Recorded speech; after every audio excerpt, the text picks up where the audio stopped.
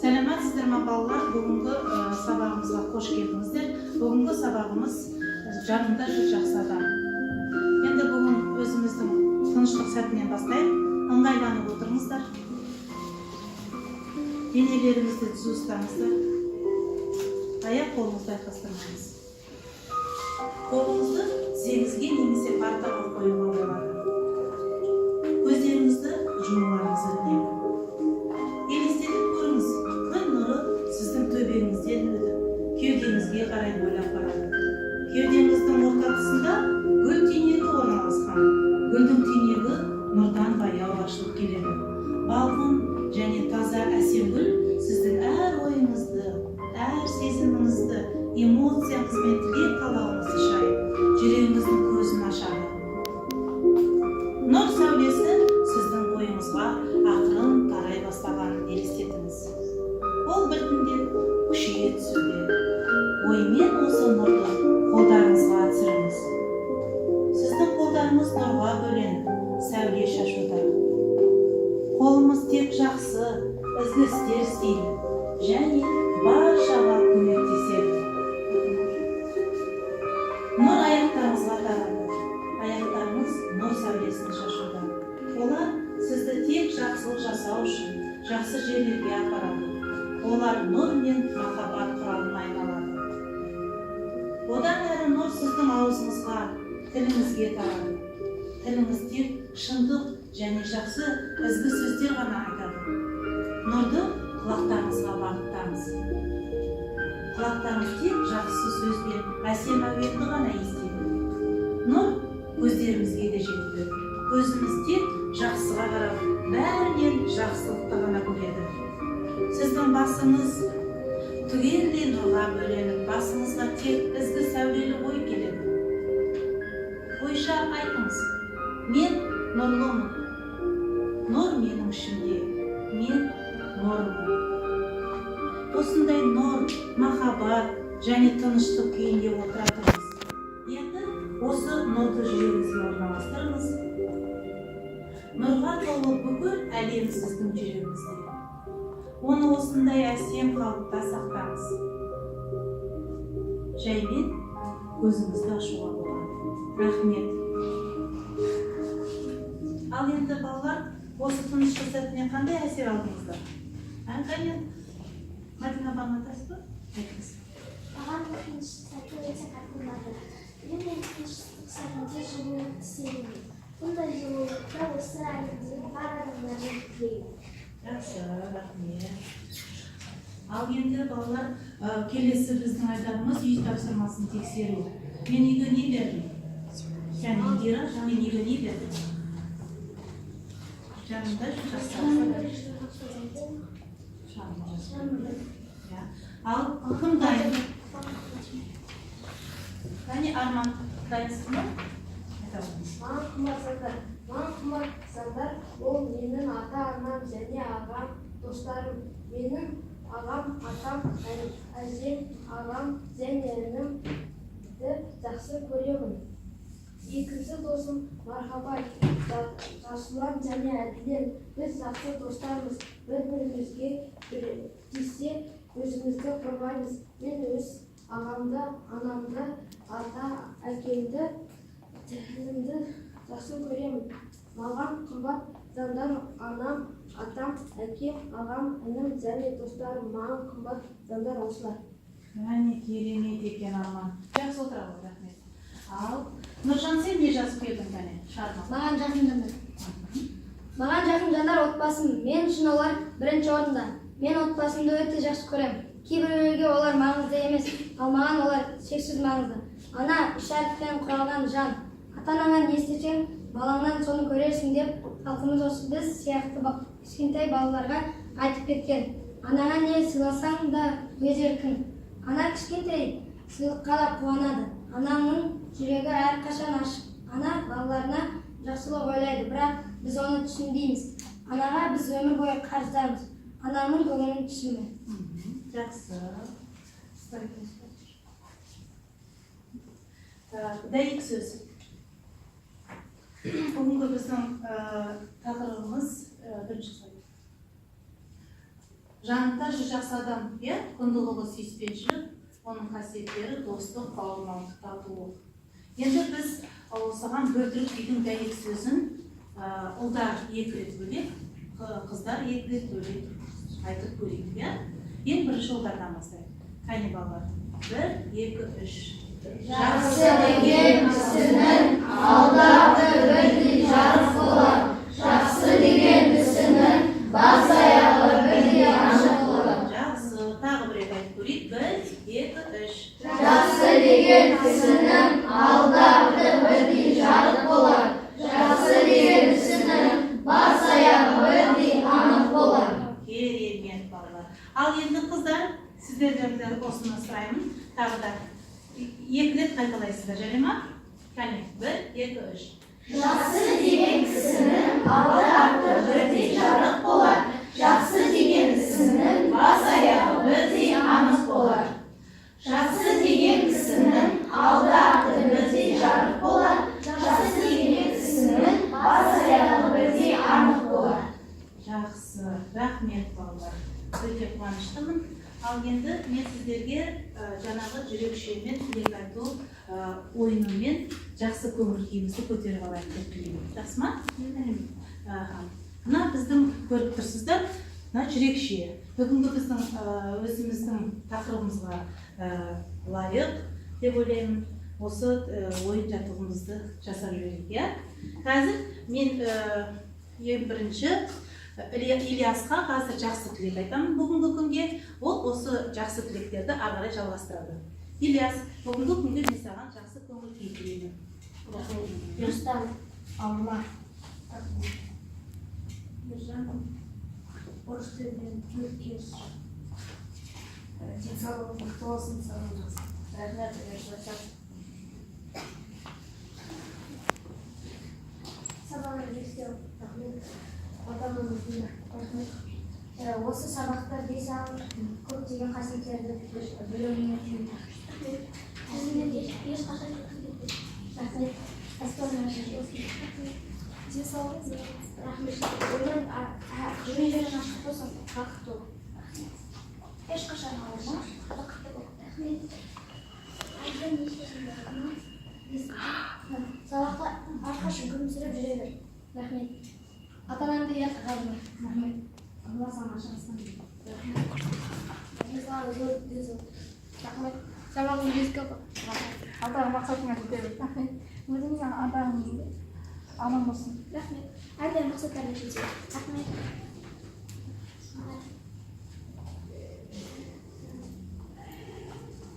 Сізге өте бақыт тілеймін. Жақсы, рахмет балалар. Көңіл күйлерің көтерілді ма? Иә. Менің де көңіл күйім көтерілді, жақсы. Ал енді балалар, келесі біздің айтарымыз мұғалімнің сыйы. Мен енді сіздерге бүгін ана махаббаты деген аңыз әңгімені алып келдім. Соны көріңіздер, иә? Қазір бір күні балалар бір келісімге келе алмай, анасына келіп, мынандай сұрақ қойыпты. Анашым, біздің осы балалардың ішінде қайсымызды сіз өте жақсы көресіз депті.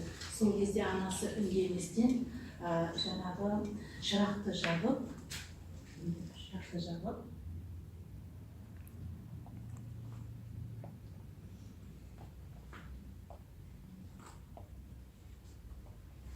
былай депті.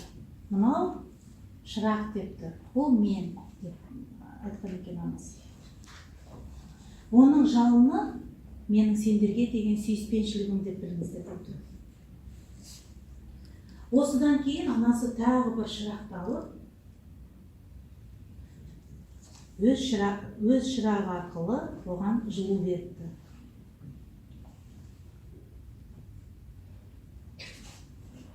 Міне балалар, көрдіңіздер ма? Мен өзімнің жылулығымды берсем де, менің сүйіспеншілігім азайды ма? Жоқ, азайған жоқ, дұрыс айтасыздар. Менің шырағымның жалыны бір қалыпты.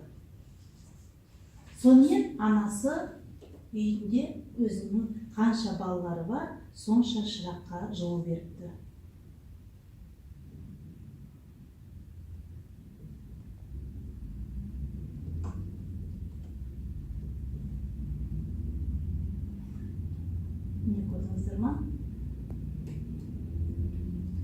шырақтың жалыны көбейіп, одан сайын көп жылу берген екен.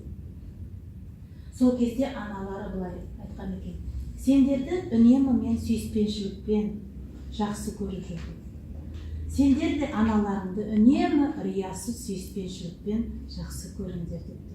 Міне, осымен біздің жаттығуымыз осындай әдемі аңызбен аяқталады. Бірақ мен осы ана махаббаты аңызында сіздерге осындай сұрақтар қойғым келіп тұр. Алдарында әрқайсында осы тақырып аңызға байланысты сұрақтар тұр.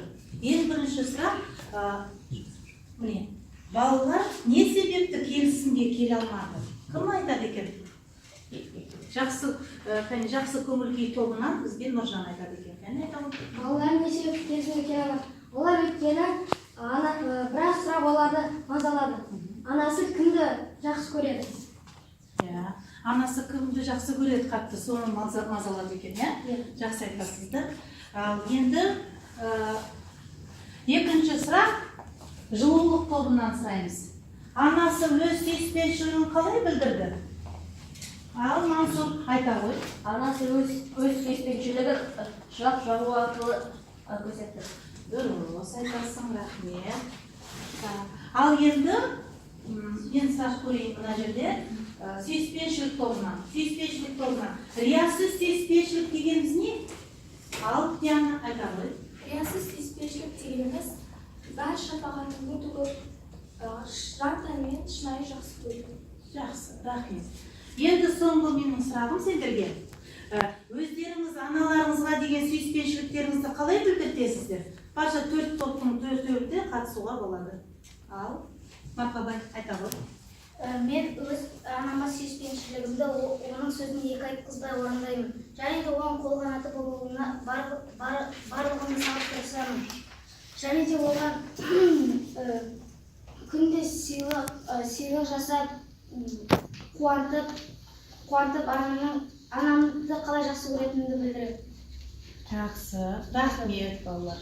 Ал, Индира айта ғой. Осы соңғы сұрақтың. Мен өз анама сүйіспеншілігімді айтқан екі етпей және де үйді жинастырып, айтқанын орындап жүремін және де ренжітпеуге тырысамын. Тағы кім айта ғой? Өзінің сүйіспеншілігін қалай көрсетеді отбасында? Кәне Жаслан айта ғой. Мен анама сүйіспеншілігімді сыйлап, айтқанын екі етпей орындаймын. Жақсы, керемет. Кәне Нұржан, сіздерді айтатын. Мен анамды ашуландырмай, уайымға қалдырмай, мен оны ұят қалдым.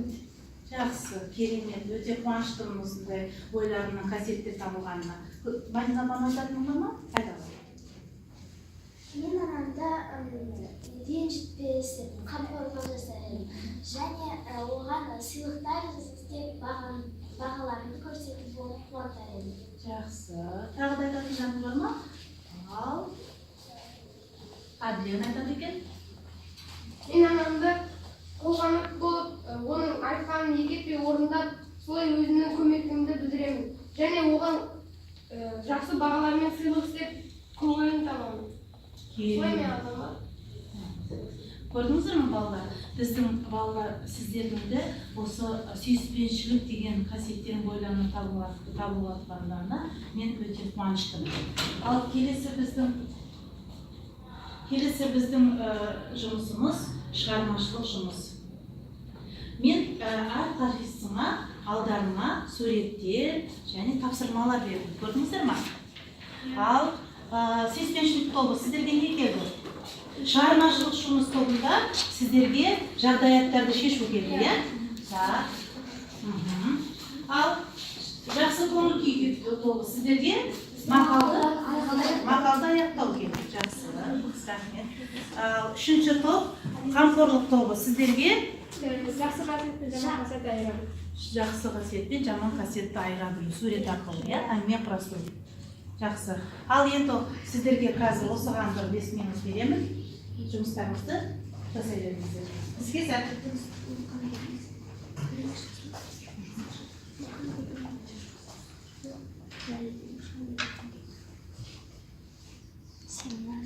Сөзге қарап,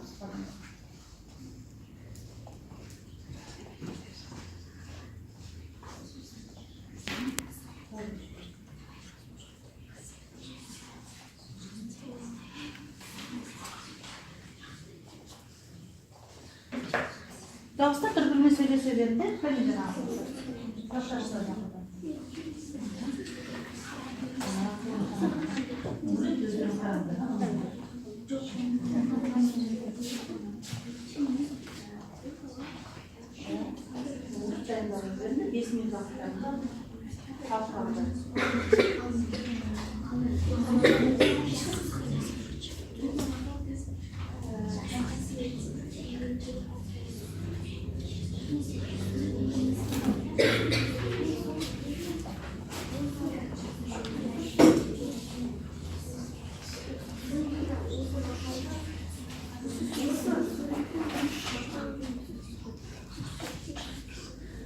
жыл болды сендерге тапсырма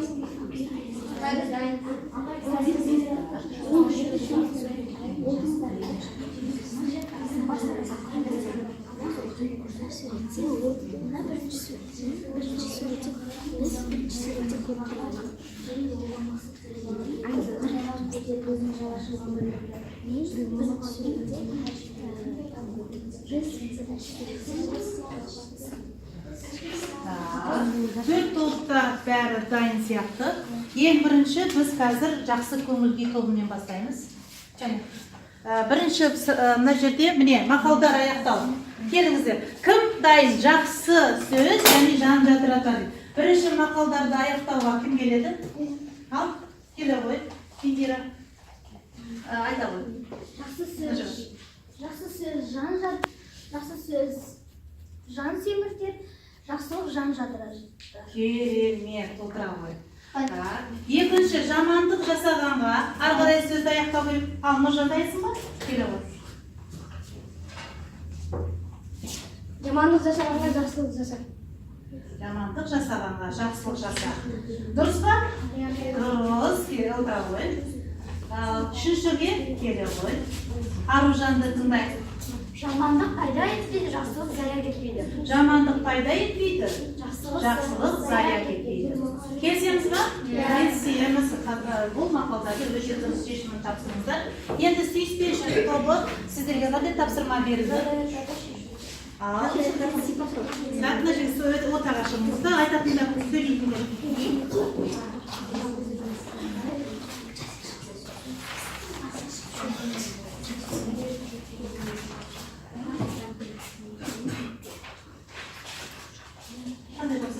Сізге жағдаяттар берілген, соларды шешіп жауап. Айта қойыңдар.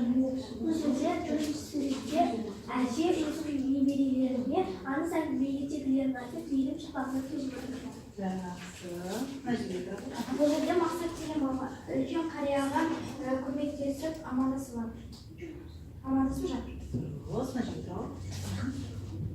Бұл жерде бір қария өзінің қолындағы таяғын батырады. Және де оған асқа деген бала келіп, қарияның таяғын қолына беріп өзінің жанашырлығын көрсетеді. Дұрыс. Ал екінші суретте Айдын мен Алинор автобуста отырады. Және де автобусқа бір үлкен әже кіргенде Айдын әжеге орын беріп көмек көрсетеді. Және де әже Айдынға өз батасын береді. Жақсы, керемет екен. Қане отыра қалыңыздар. Сіздерге ұнады ма сүйіспеншілік тобы? Бізге де маған да ұнады. Қане отырыңыздар, рахмет. Ал енді бізге қазір сахналауға жылулық тобы келеді. Сіздерге тапсырма ағасы мен інісінің бір-біріне деген сүйіспеншілік қамқорлығы. Келіңіздер, мына жерге келіңіздер.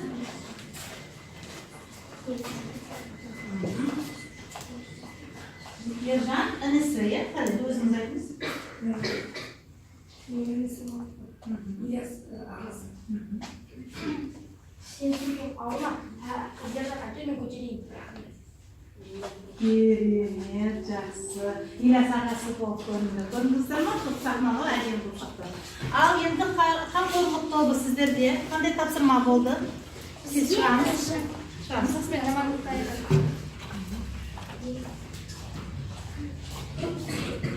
Бізге жақсы мен жаман істерді айыра білуді сұрады. Және бірінші суретте біз көріп тұрғанымыздай, мына оқушы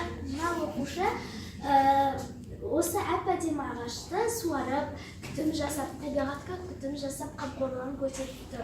Бұл баланың іс-әрекеті біздің топқа өте қатты ұнады. Біз басқа да ұл балдарға, қыз балдарға осындай адам болуды сұраймыз. Ал біздер мына жерде екінші суретке қарап отырсақ, бұл жерде әп-әдемі ағашты суретке қойған. Дұрыс әрекетке жатпайды. Дұрыс әрекетке бұл жатпайды, табиғаттың қамқорлығына. Және бұл балаға айтамыз, жақсы істерді үйренуін кеңес береміз. Керемет. Біз осы суретке қарап бір мақал айтқымыз келіп тұр. Ол Жақсыдан үйрен, жаманнан жирен. Керемет, отырыңыздар, жақсы.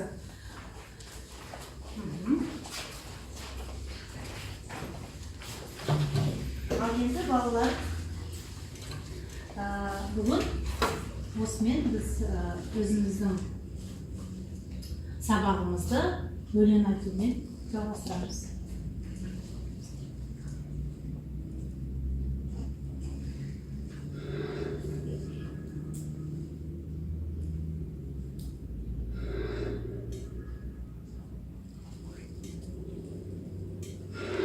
Ана туралы жыр. Бәріңіз сол өлеңді білесіздер, иә? Дайын отырыңыздар. Керемет бір жақсы көңіл күймен өзіңіз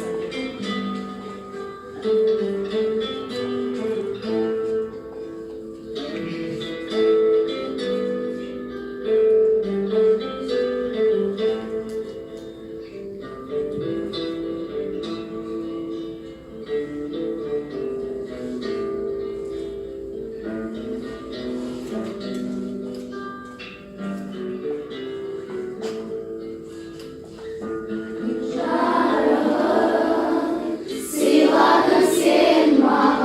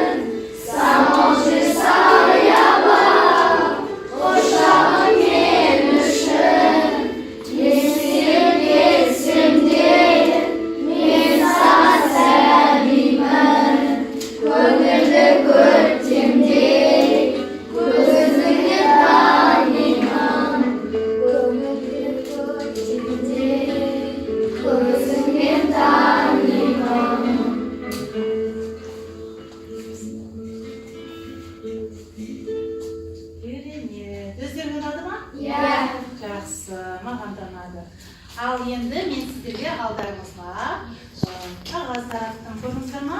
Осыған бүгінгі сабақтан қандай өздеріңе жақсы ойлар түйдіңдер, қандай әсер алдыңыздар, соны жазыңыздар.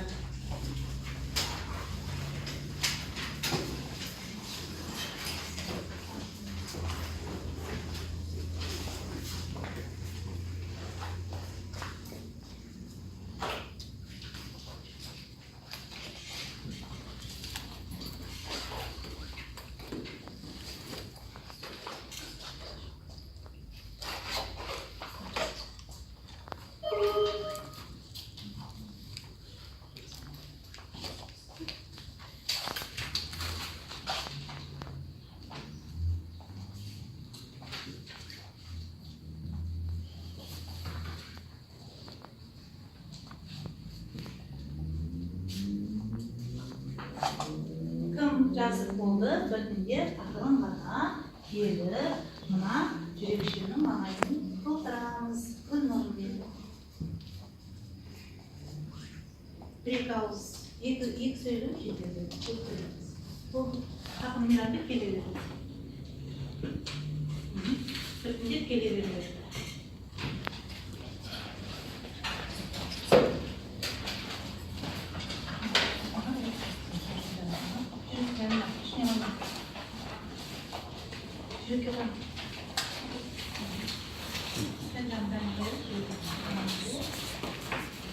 Балалар, бүгінгі сабақтан қандай өздерің ой түйдіңіздер?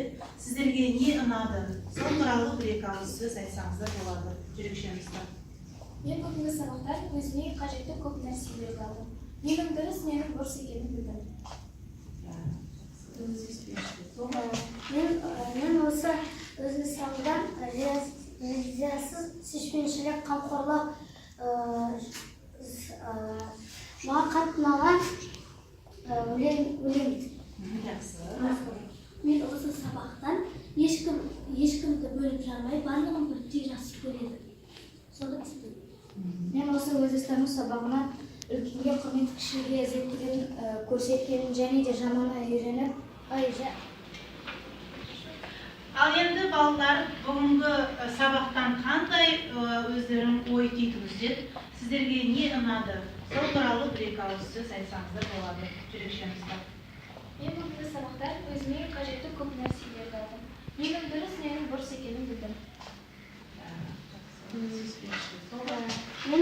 Мен осы өзі сабақтан ризасыз сүйіспеншілік, қамқорлық, маған қатты ұнаған өлең. Мен осы сабақтан ешкімді бөліп жармай, барлығын бірдей жақсы көреді. Соны түсіндім.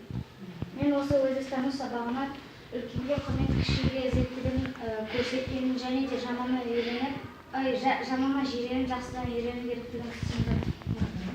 Мен осы сабақтан жақсы тілектерді білдім.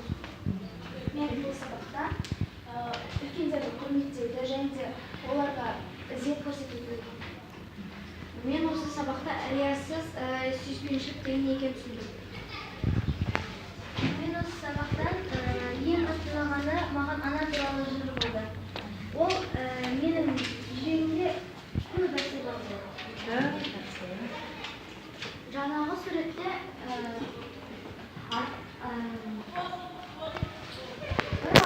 оқушы ағашы сындыры, ол маған сол сендері ұнағаны, ал Сабақта не алдыңыз? өте жақсы құрмет туды, көрсетуді. Мен бүгінгі сабақтан жақсылық жасауды және жамандықтан жиренуді. Мен бүгінгі сабақтан үлкен кісілерге сүйіспеншілік, жанашырлықты көрсетуді үйрендім. Мен бұл сабақта үлкендерді құрметтедім. Мен осы сабақта табиғатты қамқорлық көрсетуді үйрендім. Мен осы сабақтан анама қалай мейірім көрсетуді үйрендім. Мен бұл сабақтағы үлкен адамдарға орын беріп оған қамқорлық жасауды үйрендім. Осы сабақ керемет көңіл-күймен басталды және де осы сабақта мен жақсы мен жаманды айыра білуді үйрендім. Маған бұл сабақ өте қатты ұнады. Маған ата-ананы құрметтеу және үлкен кісіге ізет беруді үйрендім.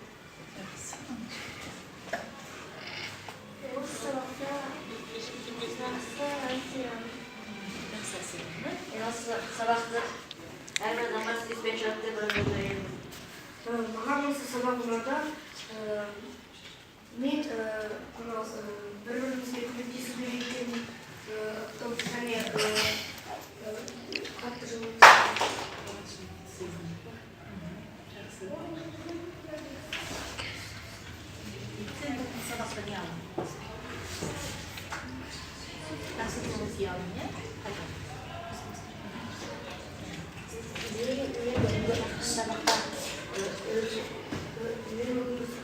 Өзінің жерге құрметті көрсету, ата-аналарға сүйіспеншілікті білдіру.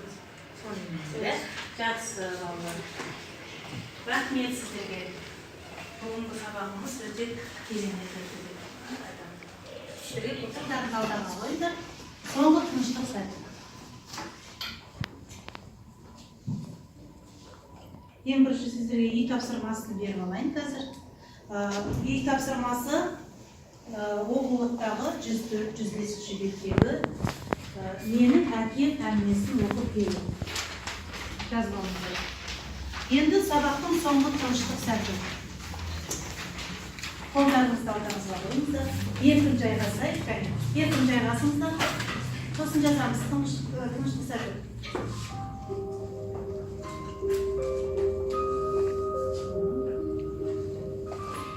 Енді бүгінгі өткен сабағымыздан нені түсіндік? Қандай жақсы қасиеттерді үйрендік? Өзімізге не алдық? Сол жөнінде ойланайық.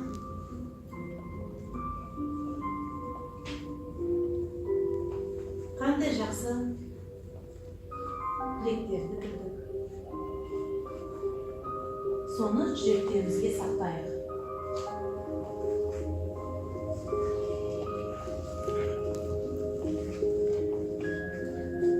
Жайлап көзімізді